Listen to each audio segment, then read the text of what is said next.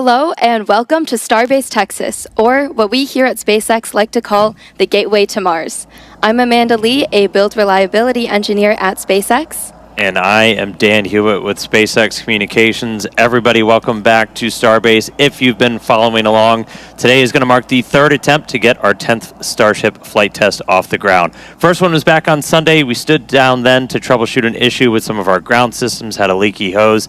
We replaced that, got to our attempt yesterday, lost our battle with the weather gods and some anvil clouds in the area, but we're hoping the third time is the charm. Yeah, fingers crossed for sure. Yeah, so at the moment, we are actively loading propellant onto the vehicles. Our engineers are on console, monitoring the vehicle, all of the systems as we count down to liftoff. Prop load is underway. We are looking better on the weather this time, good on the range, and we are targeting the very beginning of our window at 6:30 p.m. Central Time. Our objectives for today, really with the ship, are going to look very similar to the last couple of launches, looking to deploy those Starlink simulator satellites, fly a whole bunch of experiments during Starship's reentry, testing the limits of its heat shield and its flaps. Ultimately, we want to see ship do controlled descent, soft splashdown in the Indian Ocean. That's really what we're looking for today. Regardless of the outcome, though, goal is always to collect as much data as possible. That gets us one step closer to a fully operational Starship. That's right, and either way, flight tests guarantee the maximum level of excitement, and Starship will allow us to fly the heaviest payloads ever flown and ultimately fly humans further into space than ever before, even all the way to Mars, as we always talk about. Our progress here at SpaceX is measured by getting closer to establishing a self-sustaining civilization on Mars, and these are the flights that are forging that path. That's right. Now, a whole bunch has happened to get us to this 10th flight test. We're not going to go all the way back to the beginning, but we're going to start with Starship's 9th flight test, which lifted off in May. That one did end with what we call a rapid unscheduled disassembly, or a RUD, on both the ship and booster. Let's take a quick trip back. So Flight 9 marked the first reflight of a super heavy booster. We saw successful hot staging and the first ever deterministic flip, which gives us extra performance. The reused booster was flown at a much higher angle of attack to push the envelope on capabilities. This did end up causing some internal structural failure, eventually leading to a rapid unscheduled disassembly at landing burn. Ship, though, continued its ascent. While it was going, though, we saw pressure dropping in the main fuel tank, rising in the nose cone. In this view, you can see pop the fuel diffuser inside the pressurization system. We had a hole develop. The ship still managed to complete its ascent burn, got to its planned velocity, got to second stage engine cutoff. Really huge moment. After that, though, we did run into some issues with attitude control, which eventually led us to skipping the payload deploy and Raptor relight demos. Starship eventually re-entered the atmosphere in an off-nominal attitude, and communication was unfortunately lost approximately 46 minutes into the flight test during entry, but not before we got one heck of a light show. That's right. Looking forward to another one today. The booster RUD, we went back and looked at it. That was caused we had a much higher than predicted forces on the booster structure, really honing in on that internal fuel transfer tube inside. That was all due to that angle of attack experiment we were running for today's flight, and any of the remaining ones on this version of the booster. We're just lowering the angle of attack for the booster as it comes in, relaxes those forces, minimizes the likelihood that we see that kind of structural failure. Yeah, and then over on the ship side, we redesigned the part of the fuel pressurization system that failed on Flight 9. We put it through a more rigorous test campaign and subjected it to flight-like stresses, and eventually we were able to actually run it for more than 10 times the expected service life with no damage, which was super exciting. Yeah.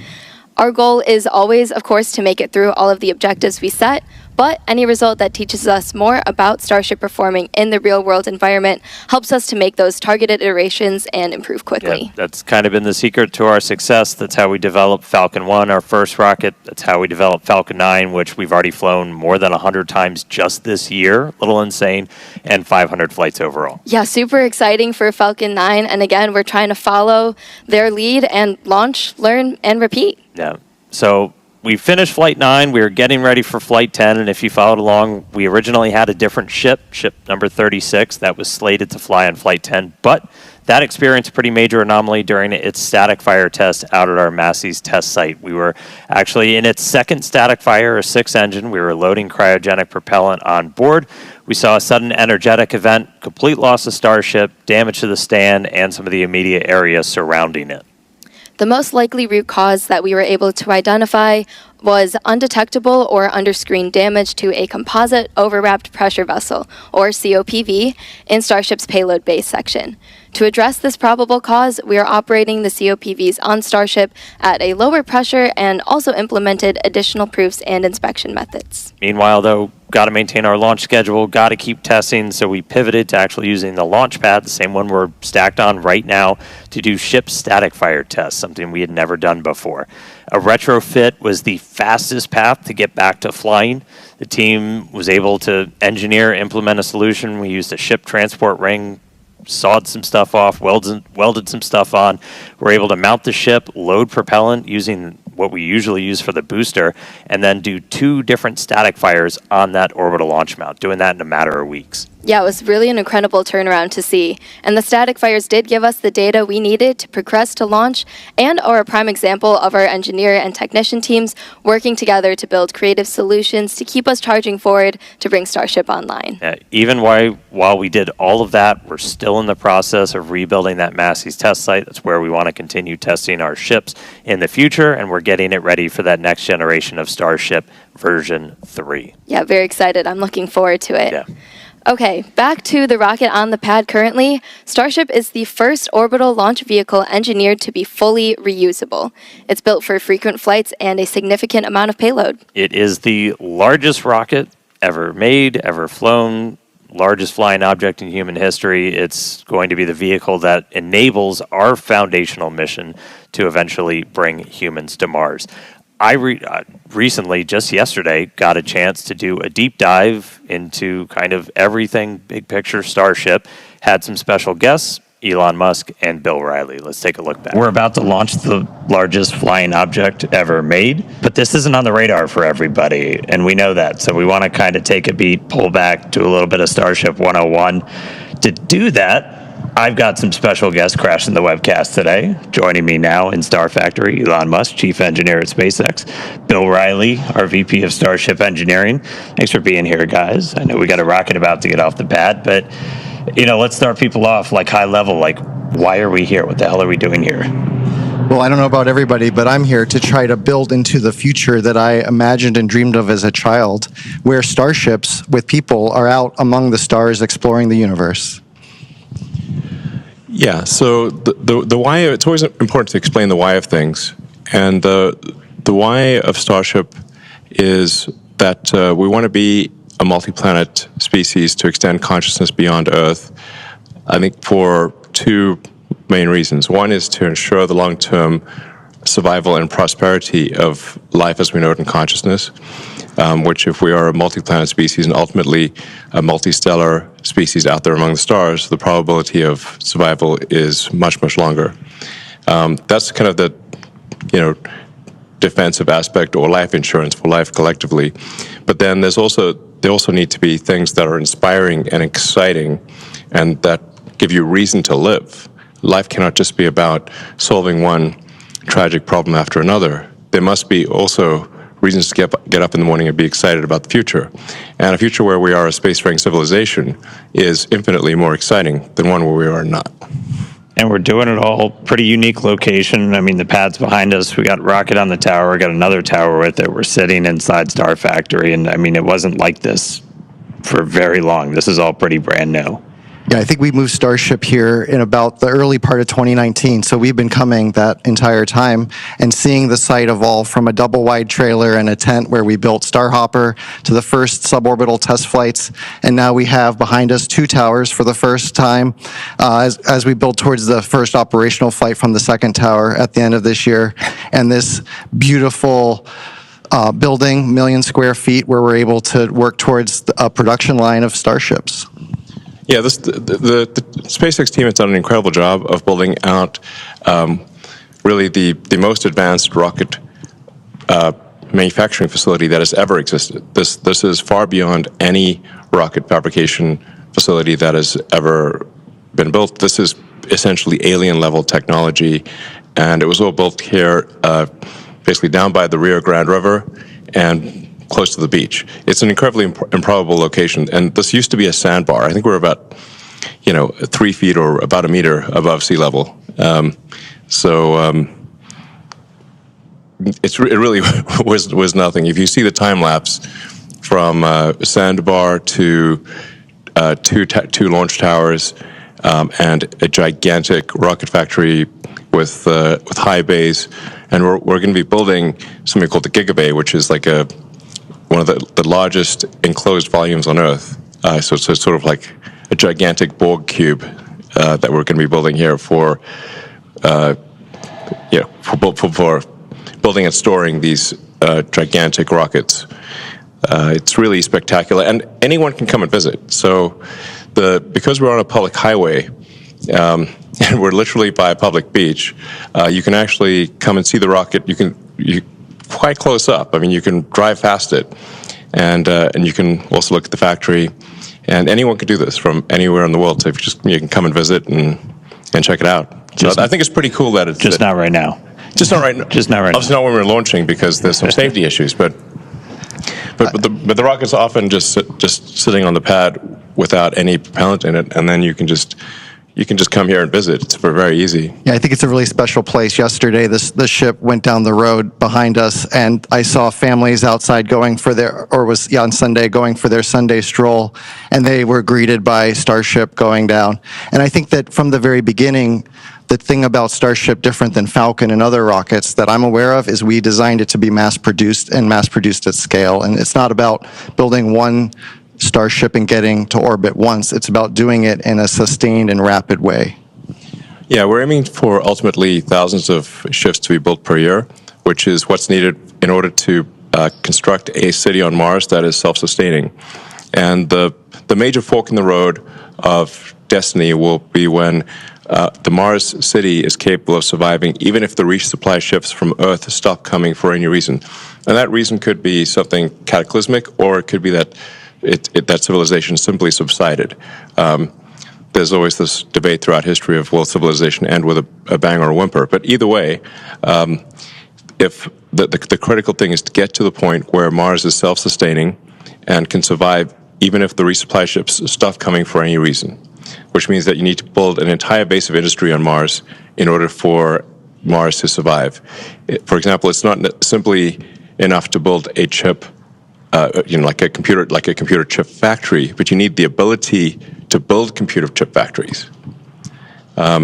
So this is going to really take a lot of tonnage. I mean, my guess is at least 1 million tons to the surface of Mars, and maybe it takes less than that, but it's going to be a lot.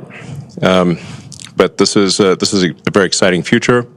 It's one which will ensure the long-term survival and prosperity of life and consciousness, and it's the critical stepping stone to get from this solar system to other star systems, and perhaps go out there and explore, and perhaps we'll encounter alien civilizations that maybe they're alive now, or maybe they enjoyed a period of prosperity for millions of years, but also died out millions of years ago.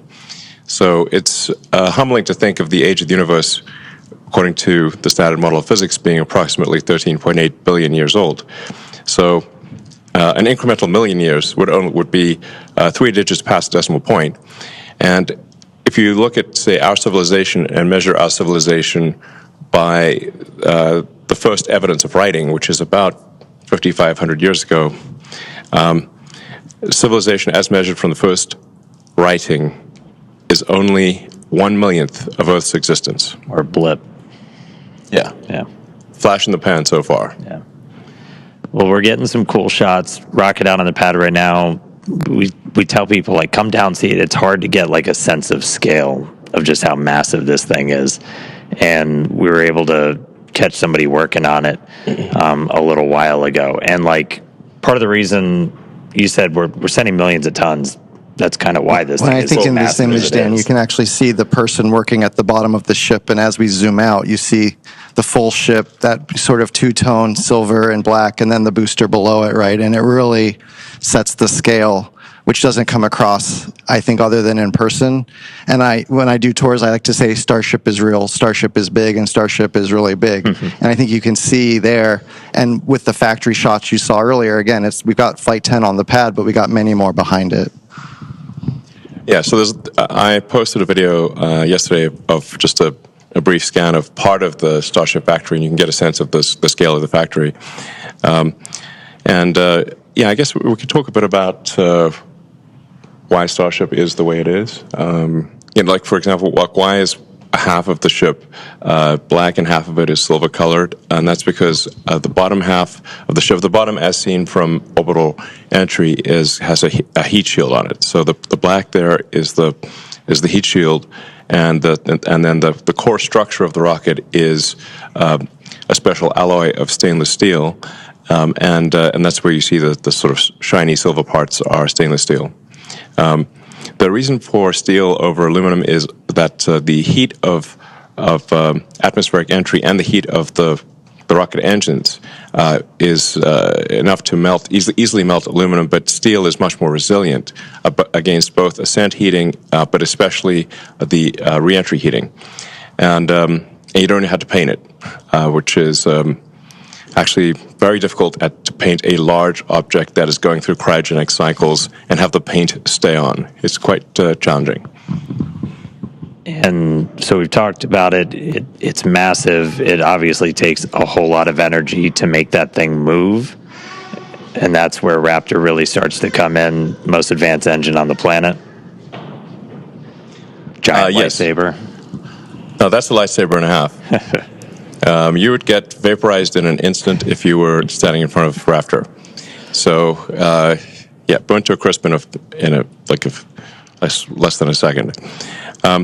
So in order to create a fully reusable orbital rocket, you have to advance the state of the art in every part of the rocket. That means the engines have to be better than any engine ever. The structure's got to be better than any structure ever. You've got to have a means of bringing the rocket back to the launch pad. You've got to have a fully reusable orbital heat shield, and that no one has ever made a fully reusable orbital heat shield. The space shuttle, for example, required 9 months of refurbishment between flights. So the space shuttle heat shield would come back essentially partially broken and would require many months of refurbishment in order to fly again.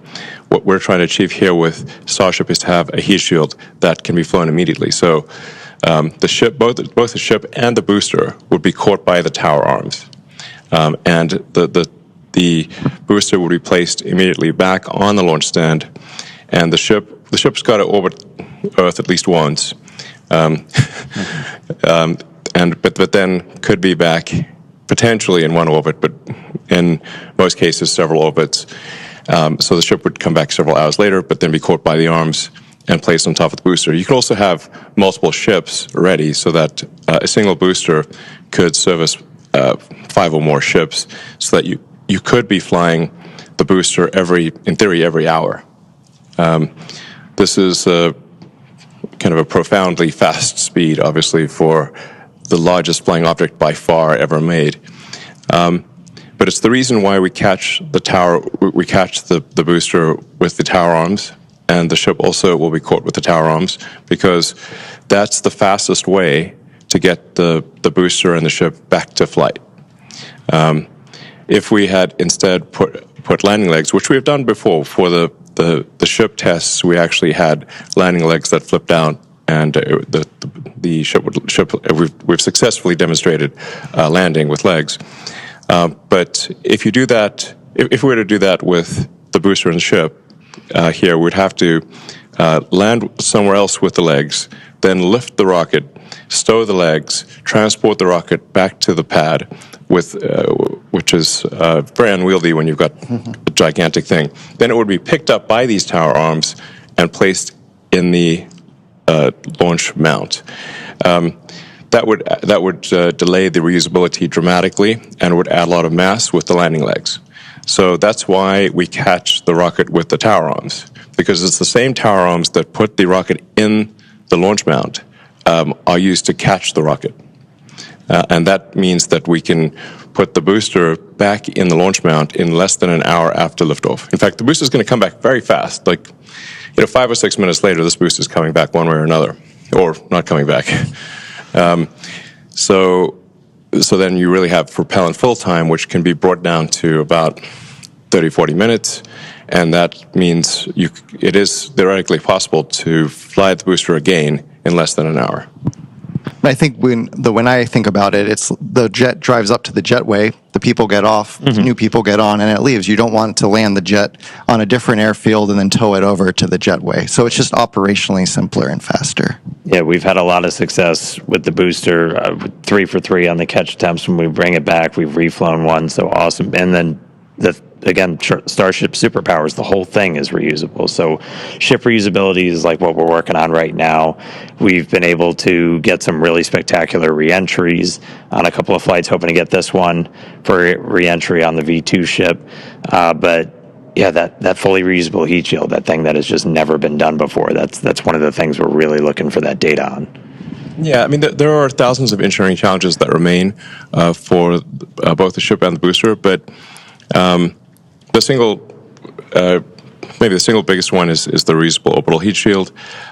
We are confident in making a fully reusable orbital heat shield, but it will require many flights, many iterations to figure out where the weak points are in the heat shield, where we need to change the design, either strengthening the tile or changing how big the gap is between tiles, changing what's underneath the tile. There's 100 different variables that we could tweak with the ship tiles, the heat shield tiles.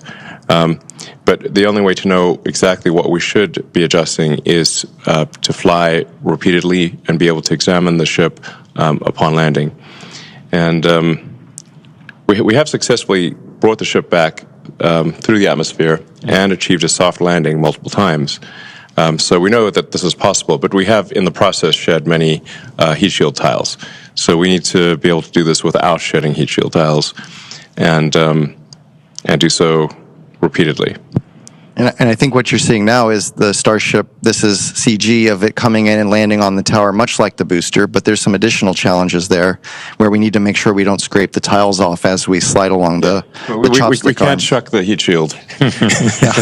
Don't crush the ship. Rapid reusability. If we shuck the tiles, then that's obviously going to fail the reusability test. So ships can use the tower to land and catch, like the booster here on Earth where towers are available. And for our initial landings on Mars and other planets, we'll need landing legs that deploy much like what you're seeing here with Ship 15 when we did our suborbital test to prove out the precision descent landing, which was a successful test. We actually landed to one was we were able to actually recover it, and you can see it here in the Rocket Garden if you visit Starbase. So the Rocket Garden that Bill mentioned, we have actually a whole bunch of boosters and ships, and we'll be adding to them over time. So you can see an evolution of Starship just by driving down the highway. Yeah. So reusability is key. There's some other technologies we're still looking to prove out. Really big one is going to be the on-orbit refilling. Looking to do that next year, and that's really what's going to kind of unlock, Starship going everywhere else, going everywhere beyond Earth.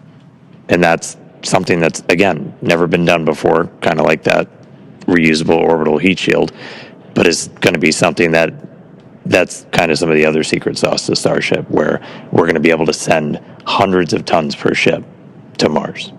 Yeah, I like to think of it as if we get to orbit with a full cargo bay, but we're empty on fuel and oxygen. So basically, we're running on fumes. Then we send other ships to dock, transfer propellant, and now we made our two-stage rocket look like a many, many multi-stage rocket. And we get all of that performance, and we can take that full cargo bay now wherever we want to go. Yeah, so a crucial technology that we hope to demonstrate next year is this orbital refilling, much like aerial refueling. It's essential for being able to send significant payload to Mars. So you essentially send a ship to orbit with a few hundred tons of payload, sort of a filled payload bay. But once it gets to orbit, the tanks will be mostly empty, and then you send up additional tanker ships to refill the Mars ship's tanks, so that it can thrust from Earth orbit to Mars. and have enough propellant left for landing. So this is orbital refilling is also not something that's ever been demonstrated before, so that would be a brand new technology. We obviously have at SpaceX figured out how to dock repeatedly with the space station, so in a lot of ways this is like docking, and in some ways it's easier in that SpaceX is docking with its own craft, but no one has ever demonstrated propellant transfer in orbit, to the best of our knowledge, and so this would be propellant transfer at a very large scale.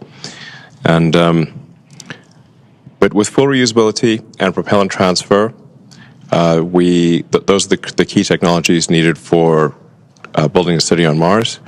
And I'm confident that the SpaceX team, which is incredibly talented, will achieve these goals, and we will be landing ships on Mars in the future and building life on Mars, building greenhouses and life on Mars, and ensuring the long-term survival of life as we know it. And it's important to note here that obviously, we are effectively stewards of life here on Earth. That the other creatures cannot build spacecraft and get to other planets. So if there were to be a cataclysmic event, like a giant meteor that destroyed the dinosaurs, or ultimately the sun will expand to envelop Earth and destroy all life, we know this is an undisputed fact. Then if we don't take life to another planet, life will be destroyed. So it's incumbent upon us to ensure that we do bring life to other planets and ensure the long-term survival of life as we know it on planet Earth. And I mean, aside from that, there's so much that Starship unlocks by being able to do these things. Like, we'll be able to go to Mars, but there are other just transformational things by being able to take that many people, that much stuff to space for that much less money. Yeah, I mean, I think like understanding our planet better, being able to move people around the planet, make it feel smaller and more accessible. You could go anywhere on the Earth, in less than 40 minutes, basically, in terms of flight time. So I really do see Starship as being this thing that can connect us, just like Starlink connects our information. This can connect us more physically. Yeah. So there's really nothing faster than a rocket. Really, an orbital rocket is the fastest thing that we know of of the fastest means of transport. So, like, you could go from LA to Sydney in less than half an hour. You could go LA to Tokyo in less than half an hour. You could go from New York to Singapore in half an hour. Everything's probably half an hour, basically. Some things might be 10 minutes. Yeah, that's true. I mean, yeah, sign me up for that, please. All right, cool. Across the Atlantic in 10 minutes, no problem. Please, yes, sign me up. You're going 25 times the speed of sound, so that's 30 times faster than a commercial aircraft. And it's a whole hell of a lot better view. Yeah, it's a hell of a view. Yeah. All right, cool. Anything else, guys? Anything else? Well, we could say a lot more. Yeah. Maybe we should go check in on the rocket and get on console. We're going to go back on console to hopefully the weather supports the launch tonight. Thanks for tuning in, and thanks for your support. All right. Obviously, that was really cool. There's probably not anybody else cooler on the planet to talk Starship with. Still very ready to sign up for that point-to-point travel too. Also, though, it's really hard to relay just how much power is being generated by these engines on this rocket. We try to compare it to something like a little bit closer to home for people. We've used an airplane a lot of times. That's just something a little more tangible to folks. Yeah, if you were to stack Starship up against one of the biggest airplanes out there today, the 747, just one Raptor engine is double the thrust of all 4 airplane engines. Super crazy to think about. And the Super Heavy on the pad right now, which has 33 Raptor engines, is putting out as much power as about 64 747s. Yeah, it's, again, just a tremendous amount of power. World's largest flying object. It's crazy. And again, that was really cool to just go through that. I love to geek out as much as everybody else over all the nitty gritty, but always important to remember there's a lot of people that just don't know that all of this is happening. So it's cool to remind them, cool for everybody else out there to help us spread that word. All right. So right now we are 17 minutes, 12 seconds and counting until the 10th Starship flight test. While we do have a moment, though, let's check in over with Tyler Lionquist over in Hawthorne for the latest on Starlink. How's it going, Tyler? Thanks, Dan and Amanda. I'm Tyler Lionquist, and I'm a Starlink business analyst here at SpaceX. Starlink is SpaceX's low Earth orbit, high-speed internet that's bringing connectivity both on Earth and in space. Now, for today's mission, Starship is outfitted with 4 Starlink terminals, allowing us to get live views of ship while in orbit and all the way down to splashdown in the Indian Ocean. Our Starlink satellites are built in Redmond, Washington, which is also where we monitor the health of the entire constellation. So let's take a quick look for more on Redmond. What a lot of people might not realize when they think about the scale that we're operating is that actually 2/3 of the operational satellites in orbit are Starlink satellites. And then all of those Starlink satellites came from right here in Redmond.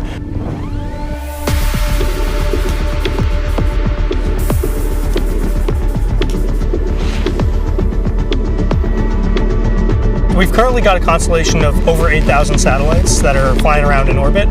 So they're working together to fill out the whole surface of the Earth, make sure everywhere can have service. So we have these laser links that are connected between the satellites, so each satellite can pass data from one to the other. That is what allows us to have these hundreds of gigabit links between satellites, and that's what allows us to connect every corner of the Earth to high quality, high speed, low latency internet.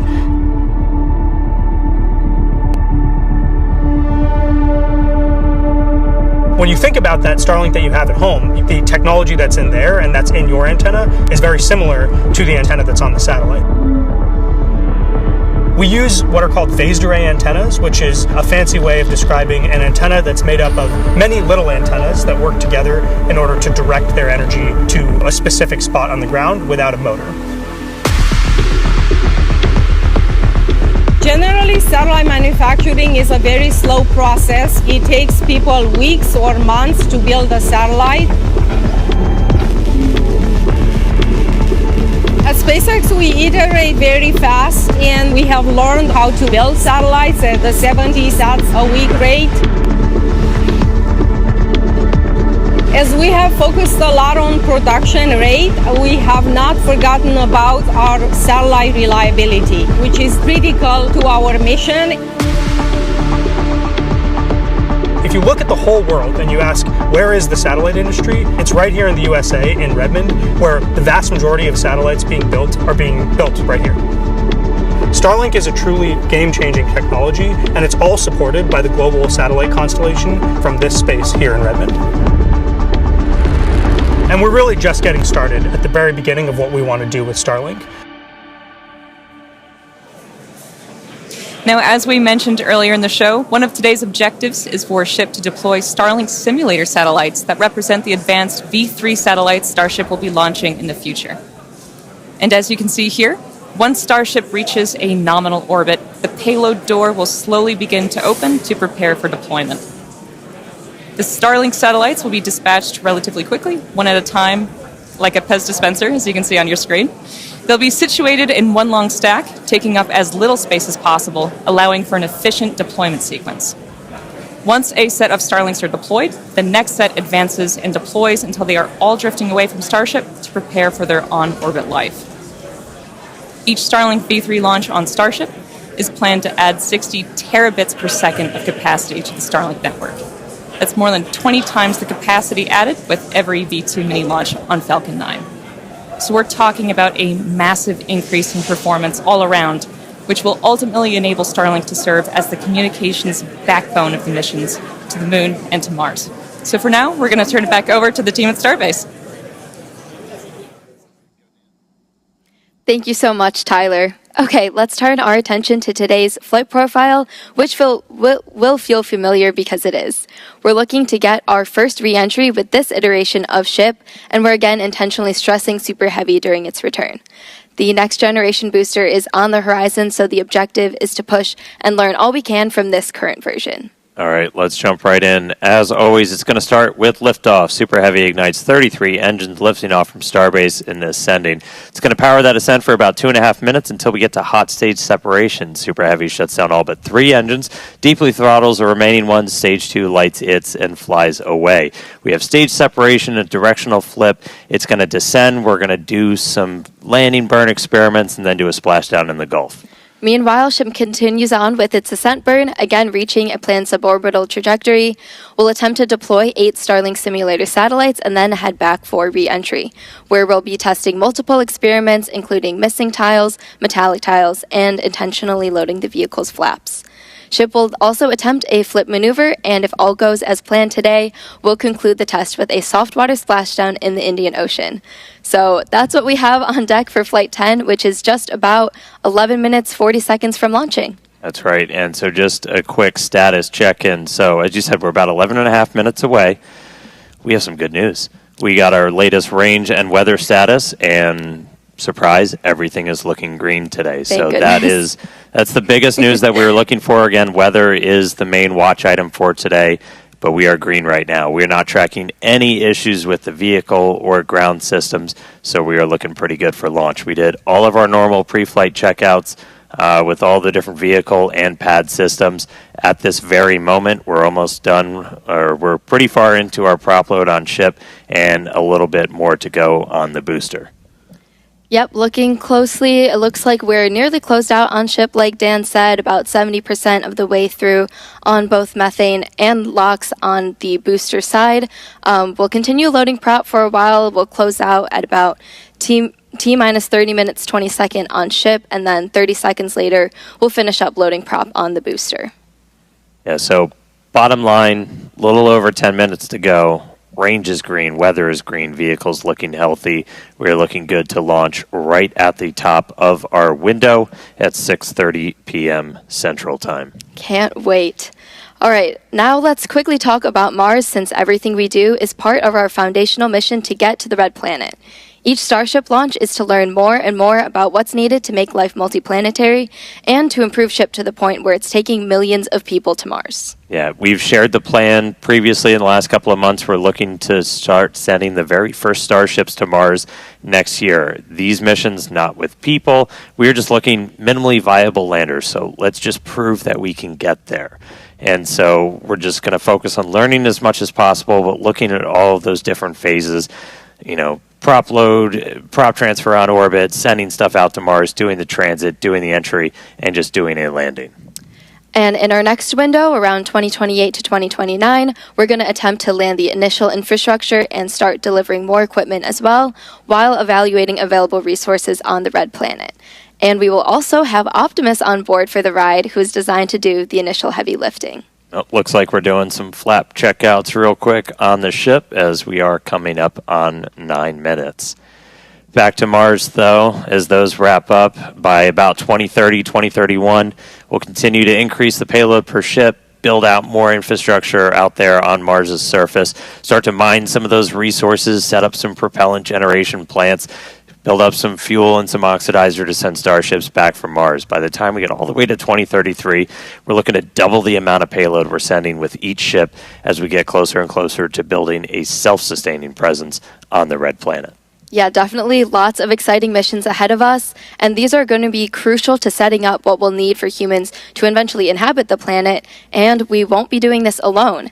The Italian Space Agency and SpaceX recently signed a first-of-its-kind agreement to carry Italian experiments on the first Starship missions to deliver customer payloads to Mars. So these payloads will include a plant growth experiment, a weather monitoring station, and also a radiation sensor to gather scientific data during Starship's approximately 6-month interplanetary coast phase from Earth to Mars and also on the Martian surface. It's a really exciting mission. Make showing up for work really fun for us.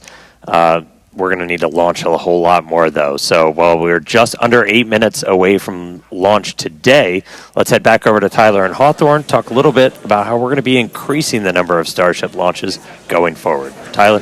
Thank you, Dan and Amanda. So to put it plainly, in order to launch more Starships, we need to build more launch pads. And that's exactly what we're doing at Space Launch Complex 37 at Cape Canaveral Space Force Station in Florida. Now, Pad 37 has a storied history, most recently with the Delta IV rocket and for the missions for the U.S. government. And prior to that, the pad supported critical development for the Apollo lunar program in the 1960s. And we are honored to have the opportunity to continue making spaceflight history at Pad 37 with Starship. But first, we need to optimize the pad. So earlier this year, we started dismantling some of the existing infrastructure to prep the site for Starship operations. This will include up to 76 launches a year, with up to 152 landings at that location for Super Heavy and for Starship. And to support this flight rate, we plan on building 2 launch pads. Each will have 1 tower that can support launch and landing, plus deflector systems, launch mounts, and water deluge systems. This will also include a propellant farm that will produce propellant on-site and serve both launch pads. So there is a lot of work in progress, but Pad 37 is only one part of our plan for Starship operations in Florida. A few miles away from Pad 37 at Kennedy Space Center, our 380-foot-tall vertical integration facility called GigaBay is under construction. Once complete next year, GigaBay will be capable of housing multiple Starships simultaneously for rapid assembly and integration. And meanwhile, at Launch Complex 39A, we're building Starship's infrastructure to support up to 44 launches and up to 88 landings a year, independent of operations at Pad 37. So with 2 launch complexes in Florida, we'll have the ability to fly up to 120 Starships annually, not including our flights from Starbase. So, action is well underway in Florida. How's it looking in Texas? Thanks, Tyler. Things are continuing to look good for launch here in Texas, so getting pretty close here with just under 6 minutes left. You mentioned GigaBay. We're currently laying the foundation for a GigaBay here at Starbase as well, and we expect it to be up and running sometime next year. So, yeah, there's a whole bunch of Starships on the way, and we're going to need more hands on deck. So come help us build the gateway to Mars. Visit spacex.com/careers to see all of our openings. Yeah, I've been here for a couple of years now. Nowhere more magical, more inspirational on the planet. If you're a space nerd, you can come be like Amanda and build these things for real. It's pretty insane. It's super exciting. And yeah, come check us out. All right. Absolutely. It's surreal to be here for sure. Okay, so we are looking like we're about 5 minutes away from launch and heading into terminal count. Range and weather are continuing to look good, and prop load continues on both stages of Starship. We'll close out here in just a minute or so. Yeah, we're just about done. It looks like, let me grab my numbers real quick. We're not tracking any issues. We are just creeping up to 90% full on the LOX on the booster, a little over 93% on fuel on the booster, and then ship we're just about to close out, so only a couple of minutes to go there. Once we're done, you've got just shy of 11 million pounds of liquid propellant on board those 2 different stages. We'll see a couple of final things happen. Well, you can't really see it. It's all going to be happening in our ground systems as we'll do pushbacks, clear all of the propellant out of those lines that are flowing up through the tower and into the vehicles, and get ready for launch. We just did our final guidance, navigation, and control system checkouts. Our flight safety system is being armed right now, and we're doing our final wiggle checks shortly with the engines on the thrust vector control. It's how we're steering the rocket. If we need to hold, which we are not currently tracking a reason to hold, that would come at T-minus 40 seconds. You saw us do that yesterday. We can hang out there for about 8 minutes or so right now. That's the point. It's built into the countdown. If we need to wait for clouds that just won't go the heck away or any other issues, we can hang out at T-minus 40 for a bit. But at the moment, we're not planning to do that. Now, once we pass that T-minus 40-second mark, a number of events are going to occur in rapid succession. The ground spin and ignition systems come up to flight pressure, ship will switch over to internal power, and after that, the QD arm lockout is removed in preparation for retraction, which occurs shortly after T0. And once we pass that T-minus 40 seconds, we do still have the ability to then recycle the count under certain conditions back to T-minus 40 seconds and hold there to assess what happened, and if we can proceed again back down to liftoff. That's right. We do have at least one point of no return, though. If the water-cooled flame deflector underneath the launch mount fires off, that happens a little bit after T-minus 10 seconds. That doesn't turn off once it starts going, so we would have to stand down for the day if we do hit a hold or an abort at that point, so we can refill water tanks. At this point, we're not sure if we'd be able to attempt tomorrow because we have fully loaded the vehicle. We have to do a lot of fancy scheduling to get propellant in here as fast as possible. But again, we've got a pretty heroic and amazing team that works all of those logistics, got us into our attempt today after we did a unplanned wet dress yesterday during our attempt. So really exciting to see. But we're coming up on 2 minutes. We've got a green range. We are green for weather. Green has always been my favorite color, only more so now. And we are not tracking any issues with the vehicle today. So we are looking good. 2 minutes to go. Yeah, again, not planning on holding at T-minus 40 seconds right now, but in case we do pass that and any issues come up, we can recycle the count. We're pretty lucky that we have this ability. Falcon doesn't have that built in, but being a developmental program, this affords us a lot more flexibility, so super useful to be able to have that. But again, not currently tracking any issues, so hopefully we'll be good to launch today. All right, coming up on 90 seconds, we've got a pretty good crowd gathering with us right outside Star Factory here at Starbase. Looks like we're getting a quick TVC, that wiggle check. This is my favorite view of the rocket. Right under the launch mount. All right, so we've got crowds gathered out at Hawthorne, crowds gathered here at Starbase. Super fun to see people getting to watch out on the front lawn now. 1 minute to go to launch.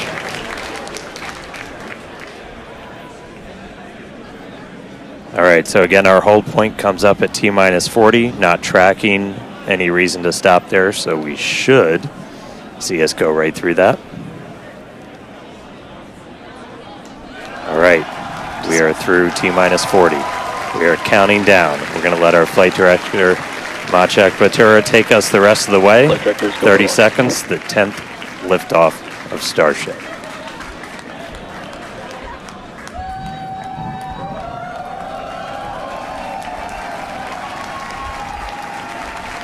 T-minus 15.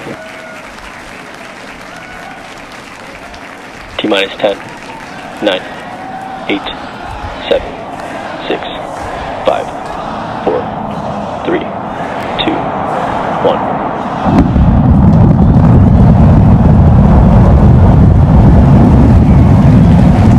We have liftoff.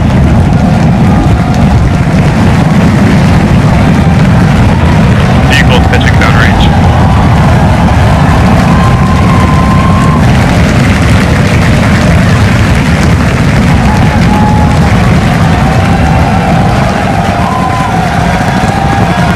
Booster chamber pressure nominal.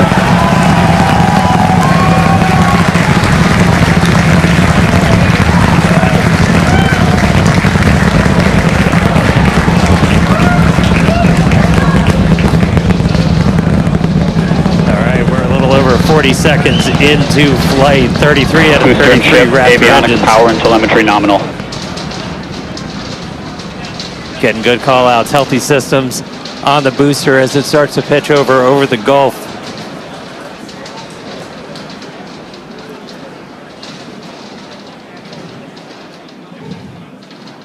All right, we're a little over 1 minute into flight, about to pass through Max Q.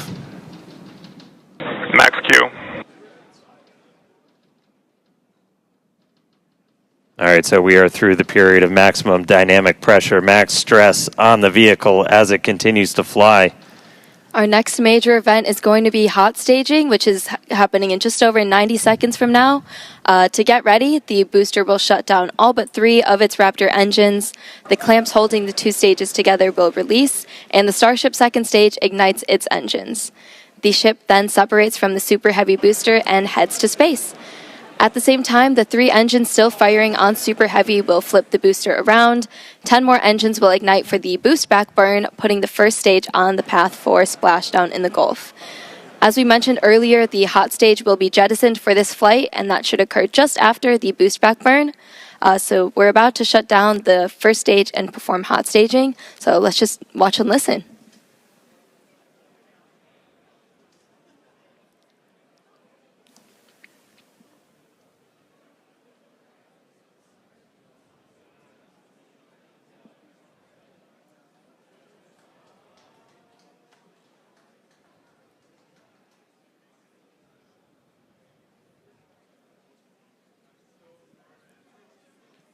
All right, seeing the engine start to throttle down. Miko. Ship ignition. Boost back burn startup. Stage separation.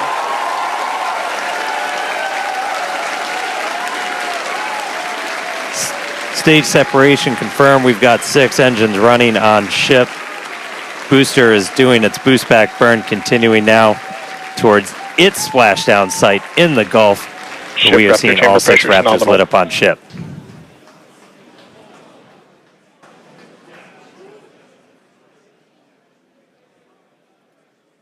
You heard them report ship chamber pressures nominal, so that chamber pressure, just that expected thrust level in those Raptor engines on the ship. 3 vacuum optimized, 3 sea avionics, level, power and all telemetry looking nominal. good.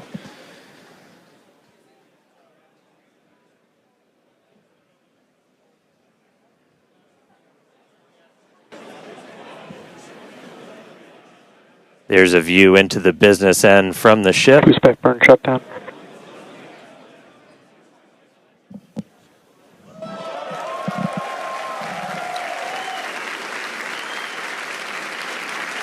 All right, so at this point, we finished our boost back burn, so that was shut down. So that's the first of the 2 burns after a launch that the booster is going to do today. So now it's headed towards the Gulf.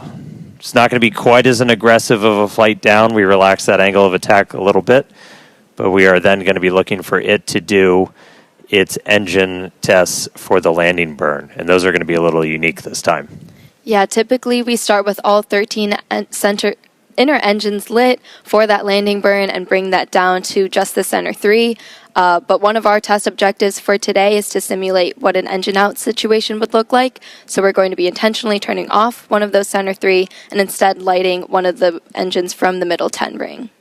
Yeah, we did see one of those engines in the middle ring shut down during the initial ascent. Oh, looks like we have hot stage jettison. You can see it floating away there to the left of the booster. Yeah, we did see one of those middle engines shut down during the ascent. Again, we are resilient to engine out on Super Starship Heavy. flying That's why we're nominal able to get trajectory. through our ascent. Starship flying on the expected path. There's still a chance that engine could be back in the mix for the very start of the landing burn, so we'll see if we light up all 13. But we've even done a landing burn at the tower with an engine out, so very resilient. We'll see how it does on its way down to the Gulf, though. All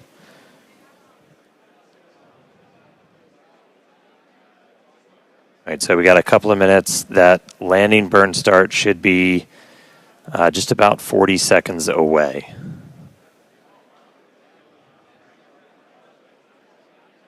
That's always rad. You can see the boost plume itself in the background as it was coming in. All right, about 20 seconds to landing burn. Ship Raptor chamber pressure is nominal.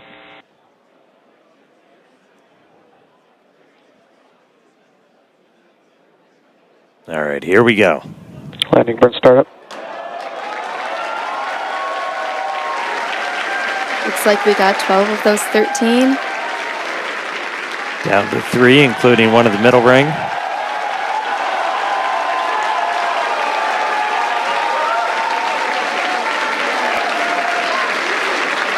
Down to 2. Nice little hover. And landing burn shutdown. And into the Gulf, here we come. And the booster has splashed down. Incredible flight for booster today. Meanwhile, back in space, about 7 minutes into today's flight, ship continuing its ascent burn. This goes until just about 9 minutes into our flight. That ship engine cutoff is slated for 8 minutes and 57 seconds. We are going to see those 3 RVAC, the Raptor vacuum engines. Those are the bigger circles and that little indicator on the bottom right of your screen. Those will shut down first. And we continue burning for a couple seconds longer on those inner three before we hit SECO, or second engine cutoff. Yeah, these views are looking great. Once again, thanks to Starlink for getting us these views. It's just incredible.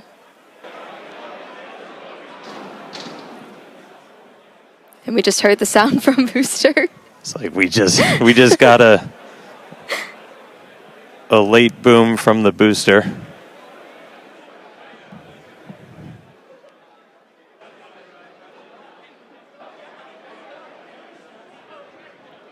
Yeah, we have ship engine cutoff coming up here just shortly.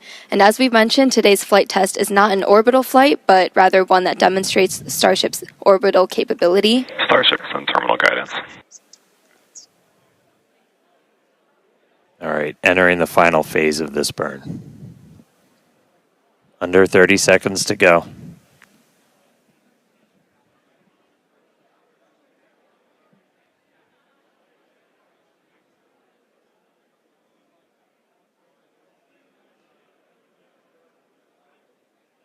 All right, shut down the vacuum engines.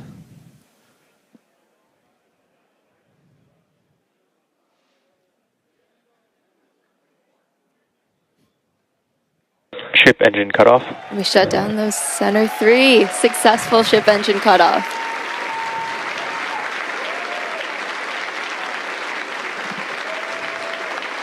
SECO, baby. There we go. That's what we want. Nominal orbit insertion.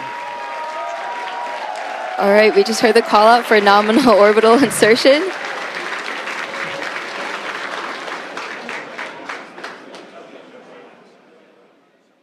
All right, so ship is in space. There we go. We're seeing the flaps starting to move into a stowed position. That's why it looks like your camera's moving. Yeah, exciting to see Starship safely in space and super pumped to see all the team's hard work in action here today. And of course, as guaranteed, it's been an exciting day so far. We successfully lifted off right on time at 6:30 p.m. Central Time. Thankfully, our weather was looking good today. And Booster, we had our soft splashdown in the Gulf, so ship continues on. Yeah, ship able to complete its ascent burn all the way in. You can see some of the shadows start to creep as it's going to be eventually flying into an orbital nighttime, so we'll see some daylight start to go away. But ship is in orbit, completed its burn, and I mean, that's just the beginning. Now we've got a whole bunch more to go. So we've got some exciting demonstrations planned while we're on orbit. So that right there, we just saved the FTS, the flight termination system. That's that automatic flight safety system we have on the vehicle. So that is now turned off while ship starts its coast period.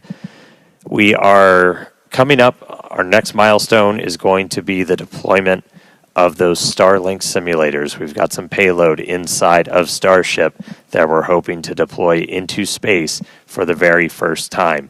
That deploy is supposed to start at about 18 minutes and 27 seconds into the flight, so just about 7 minutes from now. That deploy will take place over a couple of minutes. It'll go about one satellite a minute, so we'll be spread out over that. It might get a little dark, but we've got a couple of views that we can show you to see that deploy in action. After that, we're also looking to do a relight of a single Raptor engine while we are in space. We've done this once before. This is not necessary to deorbit, as we are in a suborbital trajectory, but this is essentially a chance to test out what we need to be able to do a deorbit burn. So we'll be doing that a little bit later in the flight, about 37 minutes or so into the flight, and then we get into reentry. We're looking to get that light show and, more importantly, get that really critical data about the ship's heat shield. Yeah, exactly. At about T plus 45 minutes, we'll be heading for reentry. Again, running those experiments with the tiles. We're going to be doing missing tiles, metallic tiles, and also intentionally loading those vehicles' flaps. Hopefully, we'll also see a splashdown in the Indian Ocean today. Yeah, we were able to get to a reentry last time, but we didn't have full attitude control, so we weren't able to go in, heat shield first the way we're designed to. So we ended up losing contact with the ship before we could make it all the way through. So you still get data, but you're not really getting the data that we want to make sure we're kind of stress testing the vehicle. As Amanda just said, we removed a bunch of tiles, and we do this in some intentionally scary places on the vehicle because we're really looking, are there spots that were vulnerable to this before we ever start moving towards, putting ship into a full orbital mission to then do reentries a little bit later on. So really, really critical to get that data, really looking forward to a controlled reentry.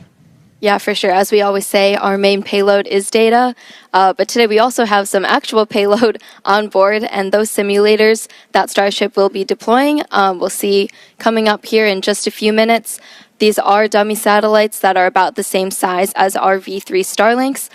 We have 8 in the Starship PEZ dispenser and expect to deploy at a rate of about 1 per minute, as Dan mentioned earlier. Starlink is critical in all of our flights on Starship to get our main payload data, as we always say.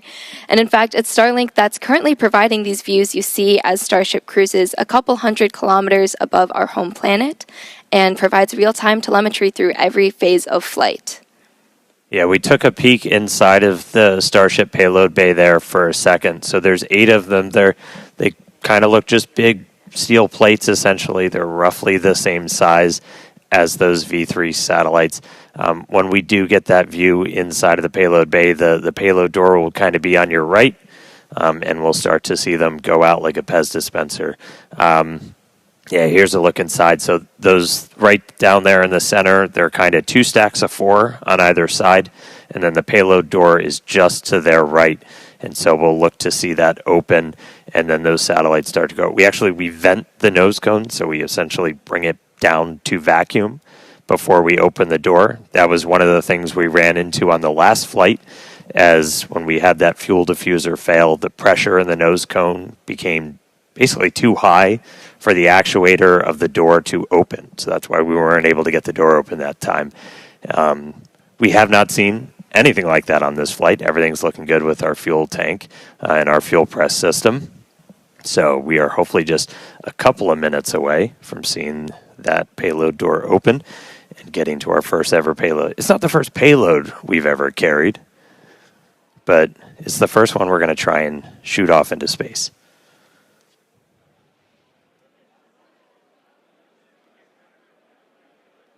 All right, so I think we're supposed to open the payload door in just about a minute and change. And you're seeing a little bit of residual gas. And we opened the door once. I want to say it was back on Flight 3 when we were able to make it up into space. And you'll kind of see a lot of that gas rushing out into the vacuum of space. It's the residual that's left over after we've already vented it down. So kind of a cool light show. And then we'll get ready to deploy those payloads out.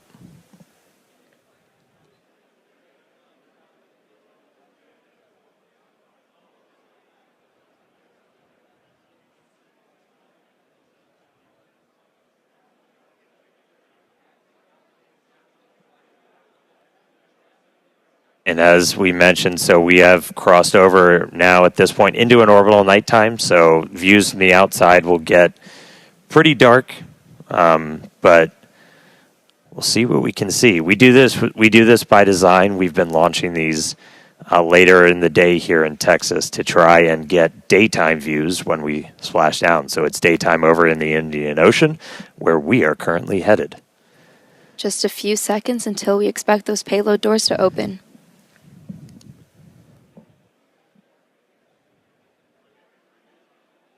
All right, one more time. Open the pod bay doors, Hal.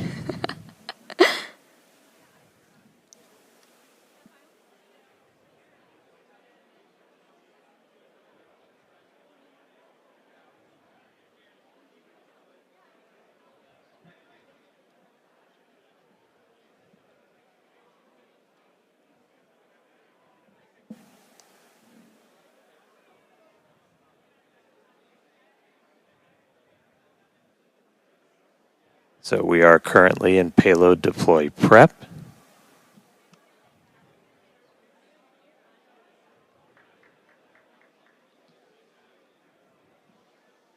And the door is open.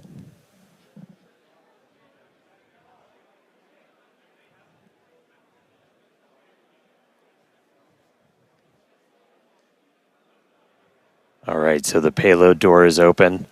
We should see the first satellite start to deploy at about T plus 18 minutes and 27 seconds. So should be only about 30 seconds. So one step closer. Hal listened this time. He cooperated. He opened the payload door for us. There's a view kind of behind the Pez here looking out into the vacuum of space. About 15 seconds until payload deploy.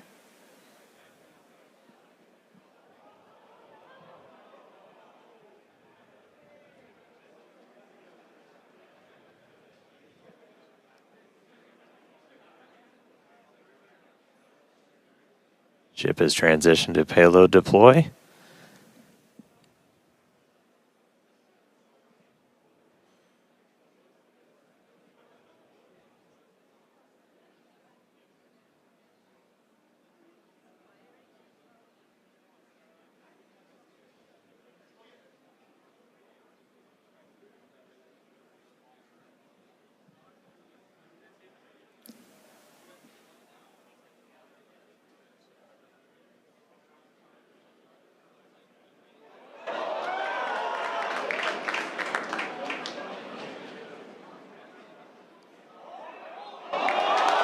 There we go.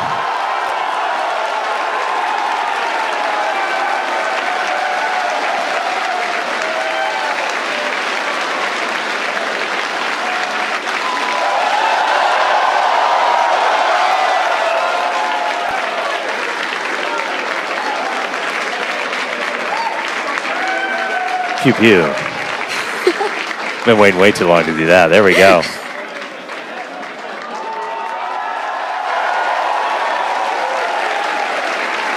There goes another one.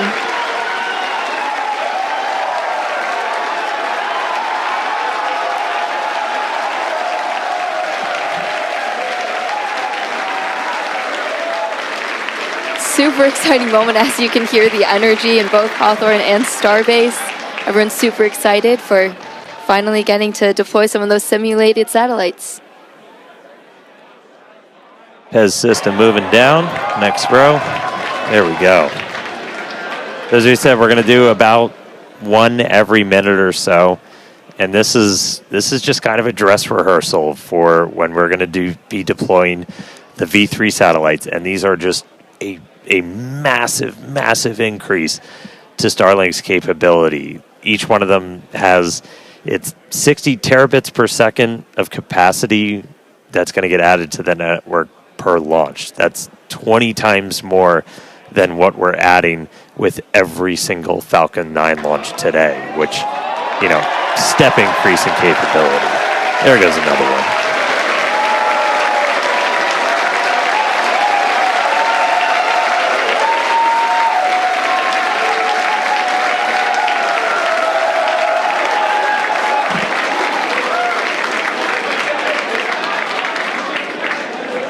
All right, so as we said, we've got 8 total that we're going to go through today. It's about a minute for each one, but looking good on payload deploy.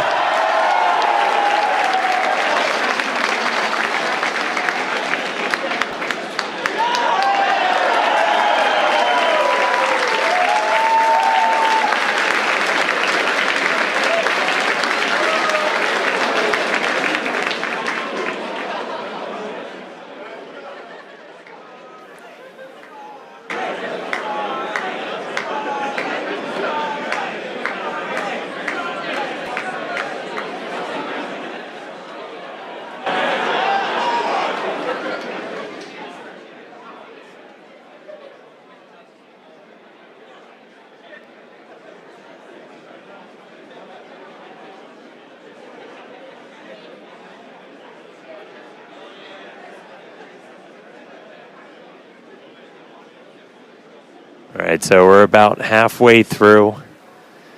When we actually start launching the V3 Starlinks on Starship, we're going to be flying about 60 each time. So it'll be about an hour to get through a full stack. But again, it's just going to be a massive increase in the amount of bandwidth. It's going to enable, gigabit upload download for people with Starlink, anywhere on the planet. And for us, Starlink is just a tremendous part of just the Starship flight test program. Yeah, absolutely. Always getting us that data, and yeah, the amazing views we have on the vehicle today.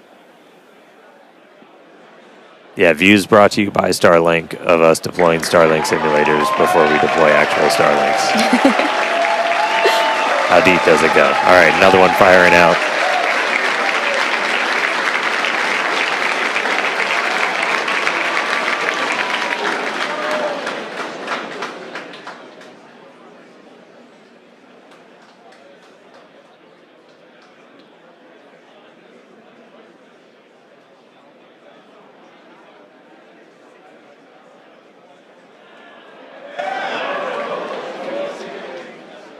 Pez looking smooth today.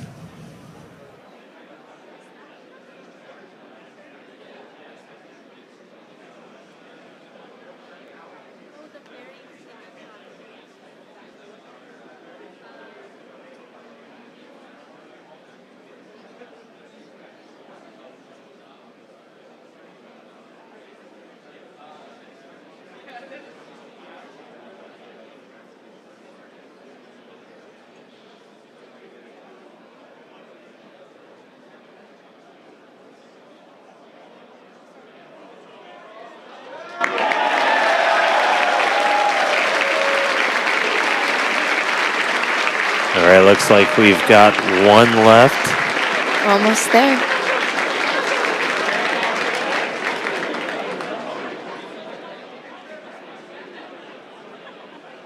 Yeah, there you go. One remaining, so 7 of the 8 have been deployed. One more to go. And then we will have completed our first ever payload deploy operation. Just a reminder, we're on a suborbital trajectory. These satellites on that exact same suborbital trajectory, they're going to burn up entirely and are on that same trajectory towards the Indian Ocean. So the last one has been deployed.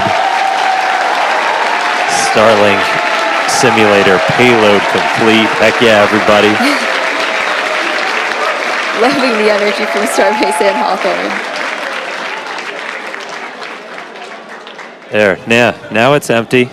Looking a little lonely, but Successfully deployed all the simulator satellites. really, really cool to see them all out there. Again, people that have followed know Starlink's really critical for the Starship program, in addition to, getting all those views back from the cameras on Starship, which this is an external view. As I said, it's dark outside right now. The lights are off, so it's going to be hard to make stuff out, but in a little while, the sun's going to start coming up as we get to re-entry, which is going to be really critical. We use Starlink for Starship data. Cameras also use it on the cameras that we use to bring you views of these launches and also, hopefully, of the re-entry and splashdown. We'll see what we get from the Indian Ocean today. And that's just kind of how it all comes together. Like, we're using Starlink on the planet, off the planet. With Starship, we actually get pretty insane. If you're in the space industry, bandwidth to space is usually pretty minimal. We get about 120 megabits per second. That's split between our high-definition video and real-time telemetry. We get that every phase of flight, including re-entry. So it's not just giving us views of re-entry, but we're getting all of that engineering data in real time through phases that it used to be impossible to get that in real time. So just really incredible. Yeah, Starlink definitely affords us all this capability. And reminder, it's the world's largest satellite constellation operating in low Earth orbit to deliver high-speed, low-latency broadband internet.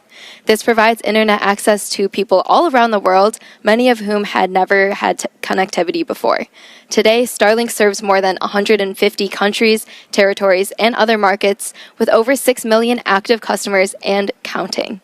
To meet the growing global demand for high-speed internet, SpaceX expanded its factory in Bastrop, Texas, and also introduced Starlink Mini, as well as an upgraded version of the Starlink Standard Kit.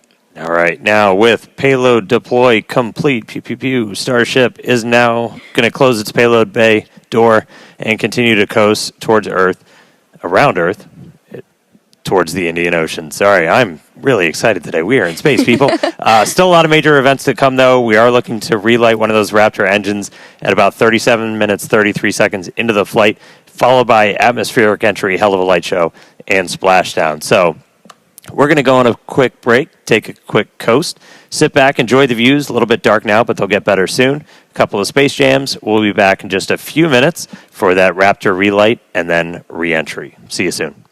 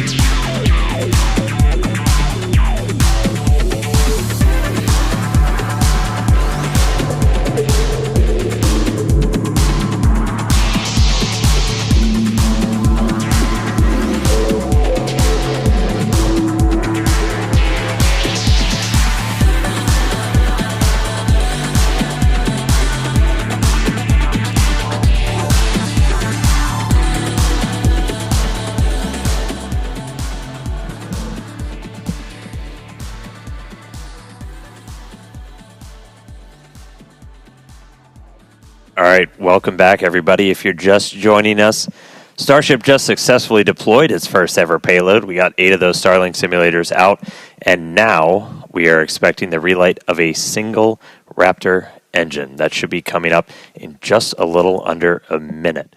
We're going to be lighting just one of those Raptor sea levels in the middle there. This is not a deorbit burn. It's a demonstration of what we'll have to do for deorbit burns, but we've done this once before. This is something we're really going to have to do when we're doing orbital missions, so it's a pretty critical test. We are just a couple seconds away.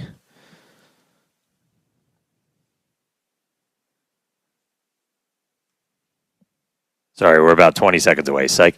So we got a little bit more time. So we are going to see one of those Raptor engines light back up.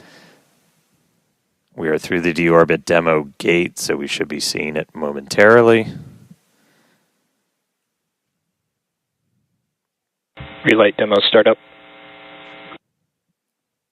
And shutdown.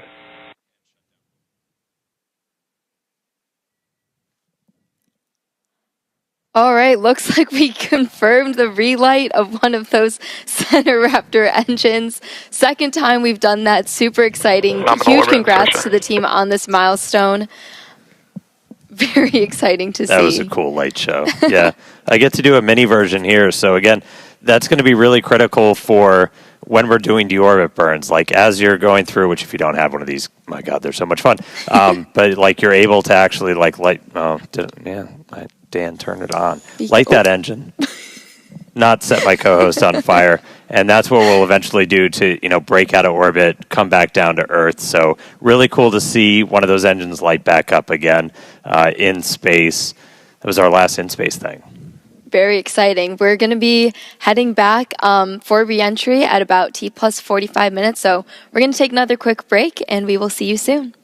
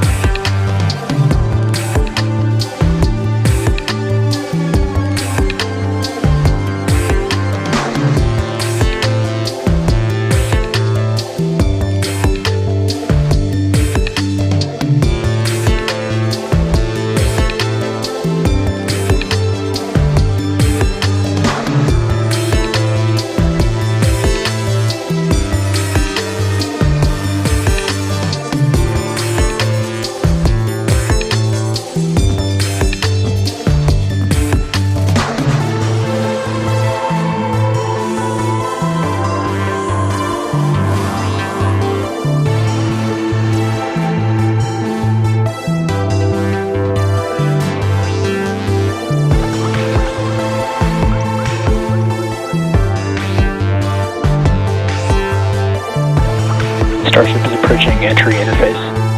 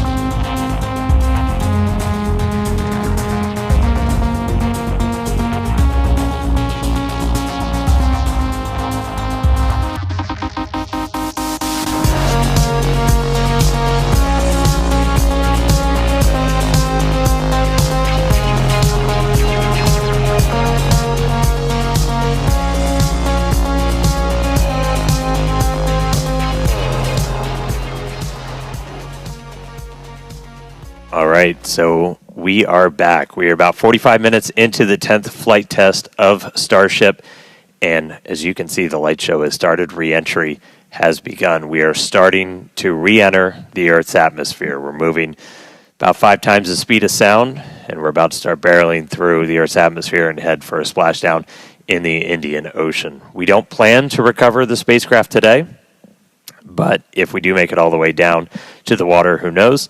But the goal of this part of the flight is to learn as much as we can about the ship's heat shield. A fully reusable, rapidly reusable heat shield for a spacecraft has never been done before. It's one of kind of the hardest engineering challenges still out there for us. And so this is a time to really dig in and get that data. Yeah, absolutely. And re-entry is a critical phase of flight, so we'll need information on how the ship's system end up performing. And Starlink will also help us gather as much data as possible, which is really the main reason why we do these flight tests. Starlink provides us with one more path to collect data to help us rapidly iterate on Starship's design. And if the ship manages to make it all the way to re-entry, we'll collect valuable data on the spacecraft flying through the Earth's atmosphere at hypersonic speeds, or more than 5 times the speed of sound. Yeah, throughout history, a lot of times this is when you go into just a complete data and insight blackout, where that plasma sheath builds up around the outside of the spacecraft that blocks all of your signals that are trying to fight through to talk to either satellites out in space or towers down on the ground. Starship's big size kind of gives us awake, but What really helps us punch through is the fact that we're using Starlink. We're operating at just a much higher frequency. That's not what we want to see. So we just saw some of the aft skirt just take a hit. So we've got some visible damage on the aft skirt. We're continue to re-enter though. And again, we are intentionally stressing the ship as we go through this. So it is not guaranteed to be a smooth ride down to the Indian Ocean. We've removed a bunch of tiles in kind of critical places across the vehicle. So seeing stuff like that is still valuable to us. We are trying to kind of push this vehicle to the limits to learn what its limits are as we design our next version of Starship. So 47 minutes, 45 seconds into the flight, excitement ticking up a little bit on re-entry already, but the light show is continuing. This re-entry is going to take about 20 minutes or so until our planned splashdown. We were trying to splash down about 1 hour and 6 minutes into the flight. Yeah, and one day Starship is designed to land on Mars where there are obviously no runways or other humans to help us out. So we are doing propulsive landing instead of more traditional means such as parachutes. And propulsive landing enables us to have more rapid reusability with these vehicles. Yeah, the ship itself, it's a little over 50 meters tall. We've got those 6 engines on board, the 3 vacuum, the 3 sea level, and they're down in that aft skirt region, which flaps have control. All right, so at this point, the flaps have control. That means we're getting into a dense enough part of the atmosphere that the flaps can start controlling us. We're not only reliant on those kind of reaction control system thrusters. We're going to continue hearing some callouts as the ship makes its way back to Earth. So when we hear entry max heating and entry max Q, that will mean the ship has made it through the maximum heating and aerodynamic loads it will experience as it returns. So if it makes it through those, we can say we're doing pretty well. I will say I'm happy re-entry cleaned off this camera for us. It was a little dirty from the weather, so thank you, Plasma, for giving us this view as we start coming down.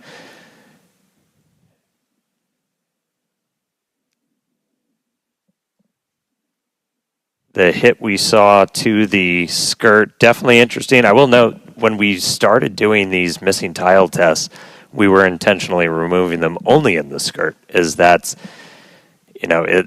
not over your fuel tanks or anything else that's kind of structurally critical for keeping the entire vehicle together. That obviously exposes your engines, so that could do some things for our landing burn, but for now, we are obviously continuing with this re-entry. We are committed. Indian Ocean, here we come. 50 minutes since launch. We're going to see those colors start to build up a little bit. We are at the point where we're in dense enough atmosphere that the flaps have control. So about 74 kilometers in altitude. And you were starting to see some sunlight, so we intentionally time these launches right now so we have daylight. The sun should actually come up over the horizon on Starship in about 3 minutes. So as we get a little bit further into this re-entry, that inky black below you is going to start to look like clouds and hopefully a bright blue ocean as we make our way down onto the other side of the planet.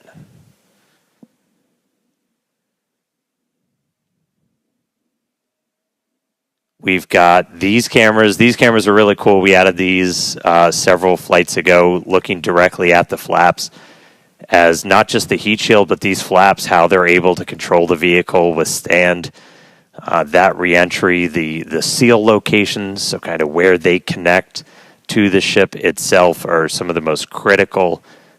We will do missing tiles on those where, again, we're trying to...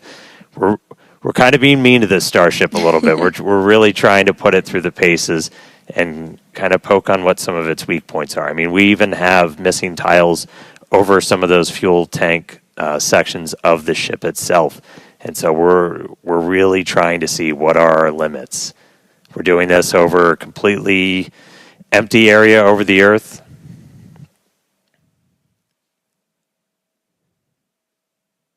Look at our Raptors there. We are, assuming we make it all the way down to the ocean in one piece, we will attempt a flip and a landing burn.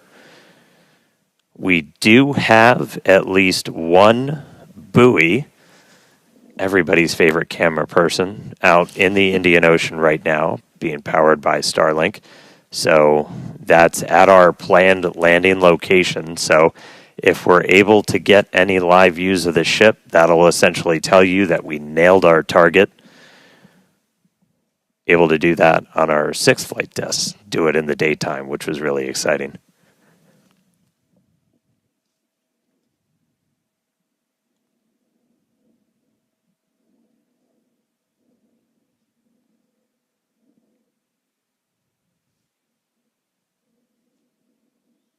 All right, so we're about 10 minutes until we're probably going to start hearing some of the other big milestones coming up.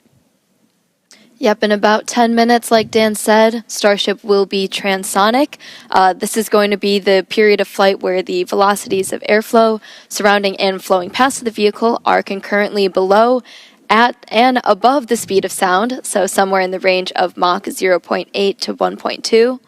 For reference, commercial jets have a range of cruising speeds, but most of them fly at speeds between Mach 0.74 and Mach 0.85, so that's 480 to 575 miles per hour or 770 to 930 kilometers per hour.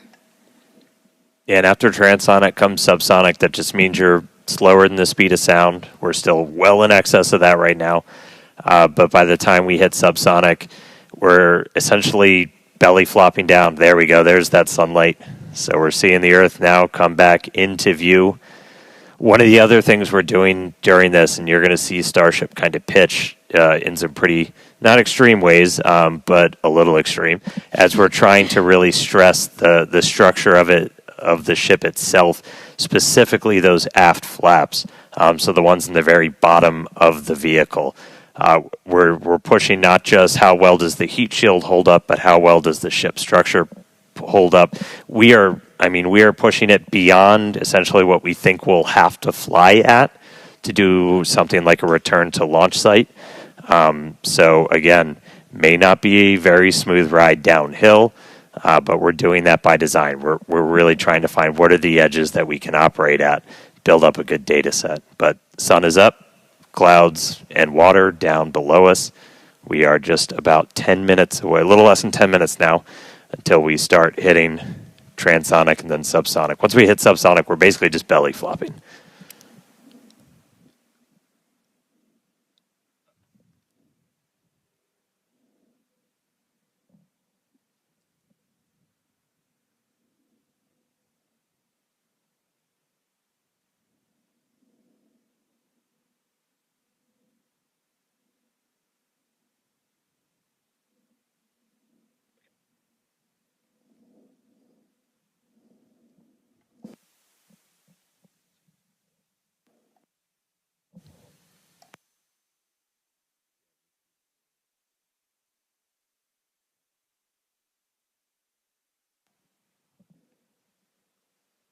All right, so about 55 and a half minutes in, you can see the sun is up. Again, we intentionally designed these flights to lift off in the evening here so we get these daylight views so we can get as good a video as possible on the ship, assuming we make it all the way down. We've got at least one buoy powered by Starlink that's out there in the landing zone in the Indian Ocean, hopefully giving us a view again. If you see any live views, not from the ship itself, that means we nailed our landing target. Starship is past peak heating. All right, we just heard the call out that we're past peak heating, so things are looking good so far. Yeah, looking good.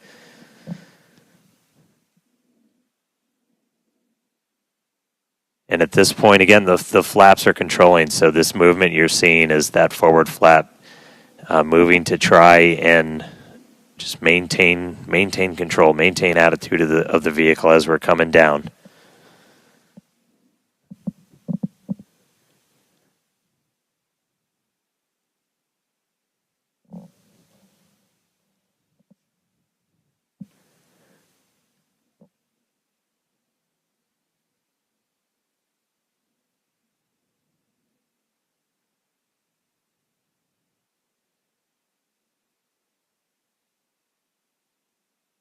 Checking in on one of our flaps. We got one of these cameras on all four of the flaps, 2 in the front, 2 in the back, giving us really good close-up views. As we obviously don't have a camera that can see the entire heat shield. These give us kind of the best that we can do. But looking at those flaps is those are just, super critical for controlling the ship. You have some ability to maneuver kind of cross range. So as you're coming in, you can see in that indicator at the very bottom right that we've pitched up quite a bit. So again, we are maximally stressing those aft flaps right now. Looks like we got a little bit of burn through the very bottom part of it. Everything's still looking good. Ship maintaining control.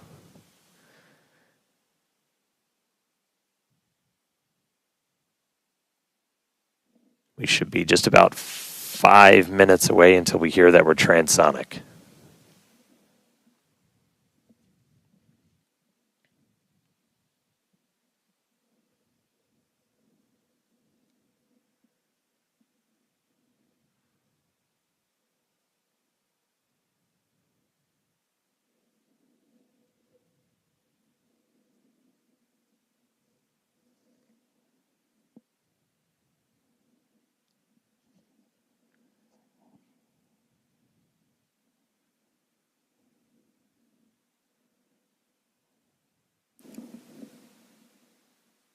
Still a little bit toasty on the aft skirt of the vehicle as we continue coming in.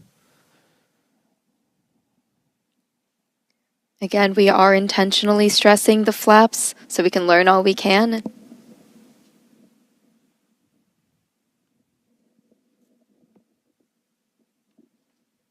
All right, so now we're already well past peak heating.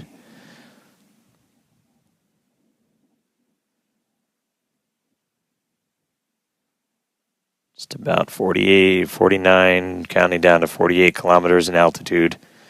Expecting that transonic to come, so transitioning between the speed of sound and subsonic slower than the speed of sound in just a little under 4 minutes from now. And right now we've got kind of a lot of forward momentum, a lot of forward velocity, and then eventually by the time we hit subsonic. All right, here we go. So this is what we've been talking about, where we are going to essentially try to fully deploy those aft flaps and really stress them out. So again, this is meant to test the extremes for the vehicle.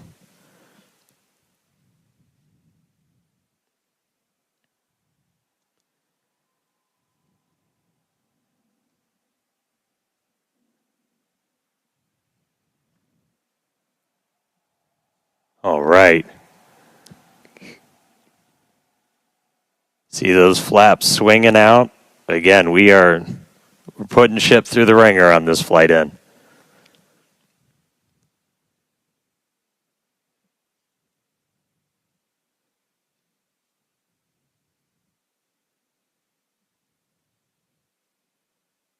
It's like we're still maintaining control.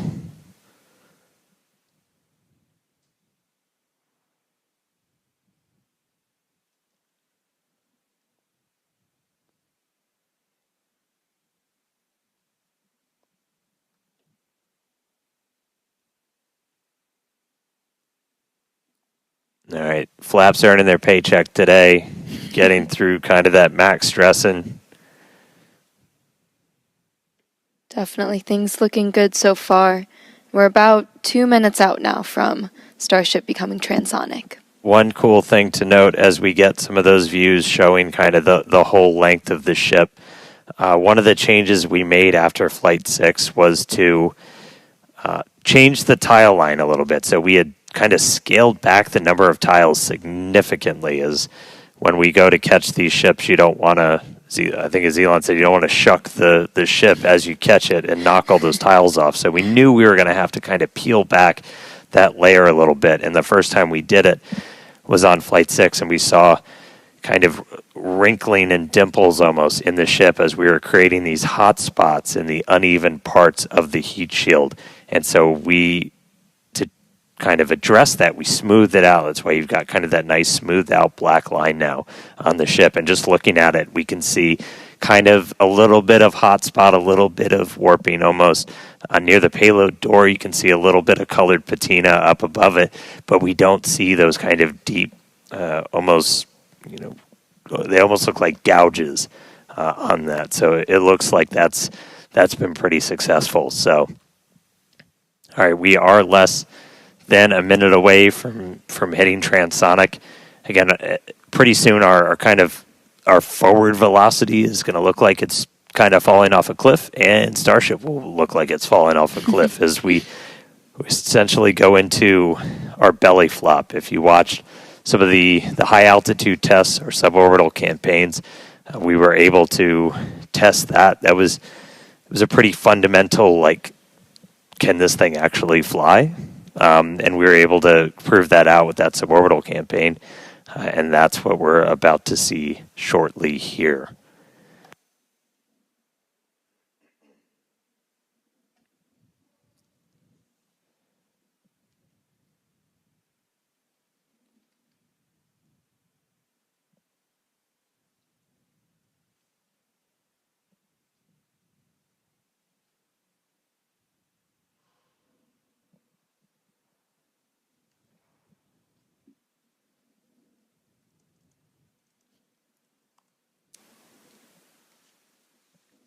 All right, so at this point, we've dropped below the speed of sound, so Starship itself is subsonic. We are starting to chill the engines for a landing burn attempt. Landing flip supposed to start in a little over 2 minutes. Subsonic Indian Ocean, we're on our way. Starship is subsonic. There we go.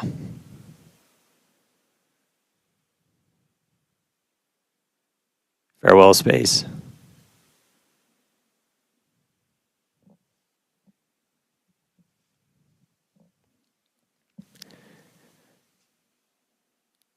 right, so coming up in just a little under 2 minutes, so we're going to do the flip and the burn. So we're only using those 3 center Raptor engines, the sea levels, the ones that can kind of gimbal, that can move around and steer. Dipping the nose down a little bit.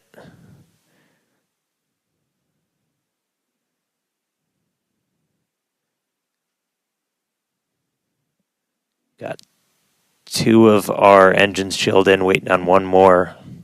So again, we'll attempt to use 3 burns for that initial flip. We eventually go down to just 2 Raptors for the end of the landing burn.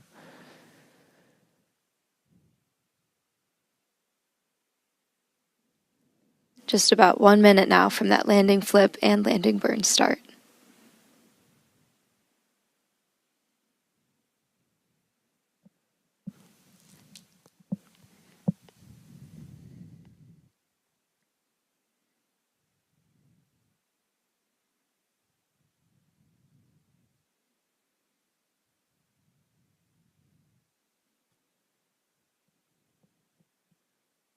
Structurally, we're looking good. Got good pressures in our nose cone for everything.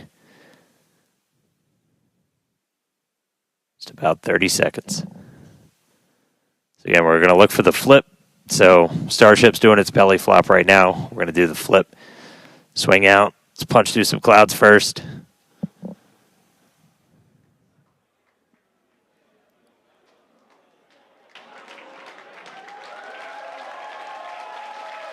Here we go. Starship landing burn startup.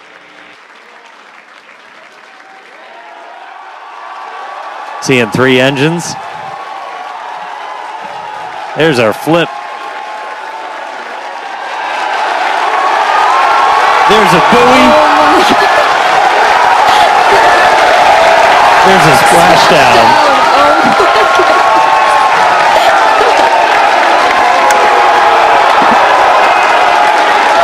Hey.